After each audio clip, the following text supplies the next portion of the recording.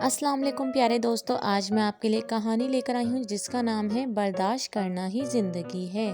تو اپنی کہانی کو اسٹارٹ کرتے ہیں۔ زینب پڑھائی کے ساتھ ساتھ لڑائی میں بھی تیز تھی۔ عید آنے والی تھی، سب اپنے اپنے گھر کی صفائی کر رہے تھے۔ امی نے زینب کو بھی گھر کی صفائی میں ہاتھ بٹانے کا کہا، مگر وہ گھر کی صفائی کیا کرنے لگی، سارا گھر سر پر اٹھا لیا۔ یہ ریپر کس نے پھینکا ہے؟ یہ جوتے لے کر کون گیا ہے؟ یہ صوفے کی گدی ٹیڑھی کیوں ہے؟ یہ بستر کی چادر ادھر کیوں ہے؟ یہ تکیہ ادھر کیوں ہے؟ جوتے ایک لائن میں رکھو۔ اس کے والد اس کی عادت سے بہت پریشان ہوئے، اسے سمجھانے لگے کہ بیٹی یہ عادت تو نہیں ٹھیک۔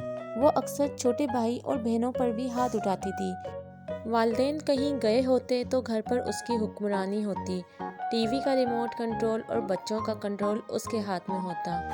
بچے اس کی شکایتیں کرتے تھے کیا اور اس کی پٹائی سے ڈرتے تھے۔ ایک دن اس کے والد نے اسے سمجھانے کا سوچا، زینب کو بلایا، اسے کہا کہ گھر میں کہیں جالا ہو تو اسے ہٹایا جائے، اسے صاف نہ کیا جائے۔ زینب نے کچھ دن کے بعد یہ بتایا کہ فلاں کونے میں مکڑی جالا بن رہی ہے۔ اس کے والد نے کہا کہ وہ روز اسے دیکھتی رہے، جب جالا مکمل ہو جائے تو اسے بتایا جائے۔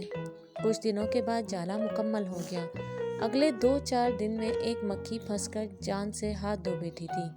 اس کے والد نے زینب کو سامنے بٹھایا اور کہا، دیکھو بیٹی، مکڑی نے جب جالا بننے کے لیے پہلی تار شروع کی، اس کی کوئی اہمیت نہیں تھی۔ تم نے خود دیکھا کہ روز روز تار سے ایک جالا بن گیا، اتنا مضبوط ہو گیا کہ ایک طاقتور مکھی اس میں پھنس کر اپنی جان سے ہاتھ دھو بیٹھی۔ اب مکڑی اسے مزے سے کھائے گی۔ بالکل یہی حال انسانی عادات کا ہے، شروع میں محسوس نہیں ہوتی، مگر آہستہ آہستہ پختہ ہو جاتی ہیں۔ یوں انسان اپنے گرد جالا بنتا جاتا ہے اور مکھی کی طرح پھنس جاتا ہے۔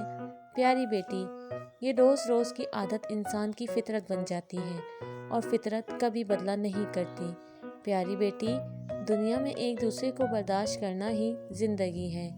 زینب کی سمجھ میں یہ باتیں آ گئیں۔ اس نے وعدہ کیا کہ وہ آئندہ ایسا رویہ نہیں اپنائے گی۔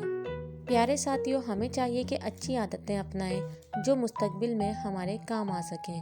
تو آج کی سٹوری اچھی لگی ہے تو چینل کو سبسکرائب کر دیں، ویڈیو کو لائک کر دیں۔ Thanks for watching.